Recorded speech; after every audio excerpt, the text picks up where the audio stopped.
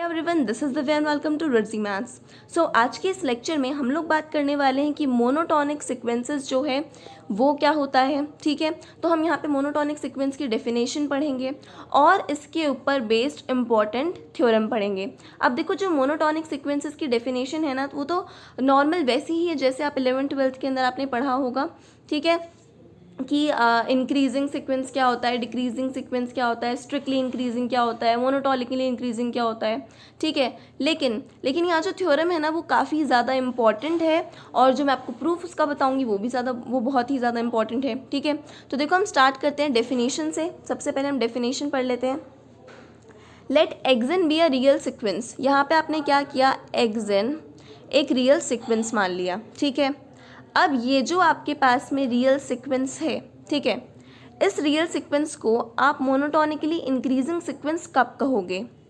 It is said to be monotonically increasing sequence if xn is less than और equals to xm for n is less than m।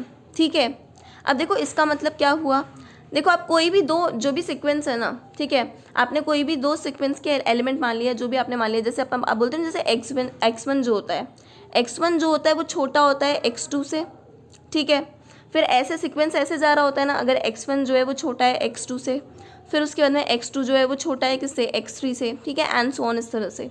ठीक है, तो बस यही वाली बात हमने बोली। यहाँ तो हमने क्या बोल लिया कि xn जो है वो छोटा या फिर इक्वल होगा xm से for n is less than m।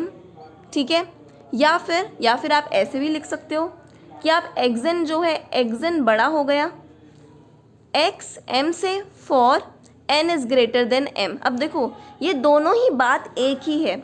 ये जो चीज़ है ना, यहाँ से लेकर यहाँ तक और ये यहाँ से लेकर यहाँ तक, ये एक ही चीज़ है।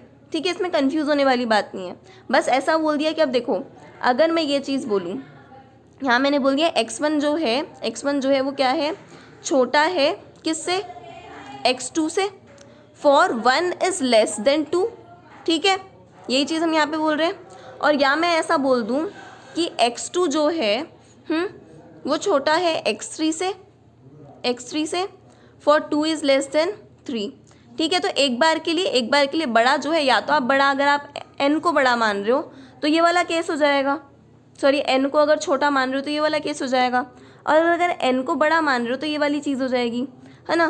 तो आप चाहे तो सिर्फ इतना भी ध्यान रख सकते हैं कि it is said to be monotonically increasing sequence if, ऐसा ध्यान रख लो चाहे तो, कि xn इज ग्रेटर देन और equals to xm for n is greater than m।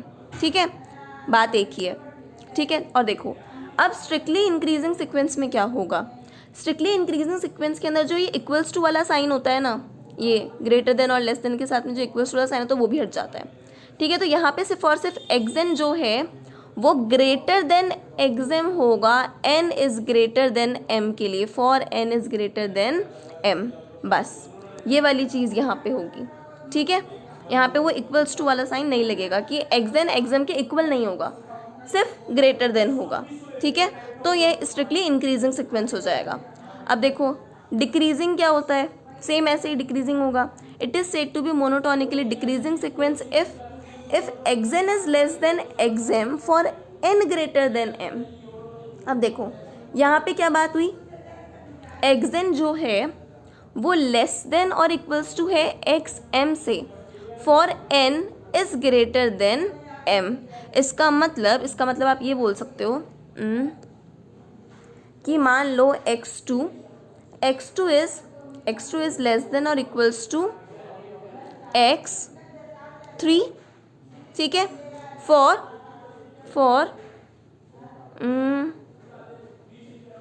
2, ये तो नहीं हो सकता, ये ऐसा मान लो 3 और यहाँ पे 2, तो फॉर 3 इज ग्रेटर देन 2। आई क्या बात समझ में? मतलब कि यहाँ पे जो 3 है ना वो तो क्या है, बड़ा है। मतलब जैसे आप आगे बढ़ते जा रहे हो, है ना, जैसे आप आगे बढ़ते जा रहे हो, मतलब जैसे आपने आगे बढ़ते जा रहे हो, x1 x2 x3, जब आप आगे बढ़ रहे हो, ठीक है, जब आप आगे बढ़ रहे हो तो इनके जो वैल्यूज़ होंगे ना वो डिक्रीज़ होते जा रहे हैं। मान लो x1 का वैल्यू है 0, तो x2 का वैल्यू है -1, तो x3 का वैल्यू है -2, है ना, या -3 जो भी है, तो आगे डिक्रीज़ होता जा रहा है। आई क्या बात समझ में? तो इसका मतलब ये है, वापस से देखना, एक्स एन जो है अगर less than equals to x m है for n is greater than m. इसका मतलब जब आप वैल्यूज़ के अंदर क्या रखोगे, जैसे आप x1 x2 x3 आगे जाते जा रहे हो, ठीक है ना, जैसे xn जो है वो क्या हो गया, लेस देन xm हो गया। तो जैसे जैसे आप आगे की तरफ बढ़ते जा रहे हो ना, तो इनकी वैल्यूज़ क्या हो रही है, डिक्रीज़ हो रही है ना। यही तो होता है ना, डिक्रीजिंग, मोनोटोनिकली डिक्रीजिंग, कि आगे बढ़ते बढ़ते वैल्यूज़ डिक्रीज़ हो रही है। पहले 0 है, फिर -1 हो गया, फिर -2 हो गया, या आप ऐसे देख रहे हो कि पहले 5 है, ठीक है, फिर 4 होता है, 4 हो गया, फिर 3 हो गया, फिर 2 हो गया, फिर 1 हो गया, है ना, इस तरह से जा रहा है। और x1 x2 x3, अब देखो ये वाली चीज़ तो बढ़ ही रही है ना, x4 ये वाली चीज़ तो बढ़ रही है ना, और इसके लिए ये वैल्यूज़ है, तो ये क्या हो गया, मोनोटोनिकली डिक्रीजिंग हो गया, ठीक है। तो इसीलिए ये चीज़ जो है वो ऐसे लिखी है। पता सबको होता है कि इंक्रीजिंग क्या होता है, डिक्रीजिंग क्या होता है, सबको पता होता है सीक्वेंस की। हाँ, इंक्रीज हो रहा है इसका मतलब जो भी आपकी जो वैल्यूज़ है वो इंक्रीज हो रही है, तो मतलब वो इंक्रीजिंग है। डिक्रीज हो रही है इन द सेंस कि हाँ वो नीचे की तरफ जाती जा रही है, तो डिक्रीज हो रही है। लेकिन ये जो डेफिनेशंस होती है ना, इसको लोग समझ नहीं पाते। आई होप आपको समझ में आ गया होगा, ठीक है। सेम ऐसे ही आप इसी चीज़ को इस तरह से भी लिख सकते हो, कुछ नहीं, उल्टा कर देंगे। जैसे यहाँ पे x n is less than x m लिखा है ना, तो x n is greater than equals to x m कर दिया, ठीक है। तो अब n जो है वो क्या हो जाएगा, छोटा हो जाएगा m से। यहाँ पे तो n क्या था, बड़ा था, यहाँ पे n छोटा हो जाएगा m से, ठीक है। और स्ट्रिक्टली डिक्रीजिंग के अंदर क्या होगा, स्ट्रिक्टली डिक्रीजिंग के अंदर ये जो आपके पास में इक्वल्स टू वाला साइन है हट जाएगा, और ये क्या हो गया आपके पास में सिर्फ और सिर्फ ग्रेटर देन या लेस देन वाला साइन लगेगा कि एक्सन इज लेस देन एक्सम, ठीक है, ये वाली चीज़ हो गई।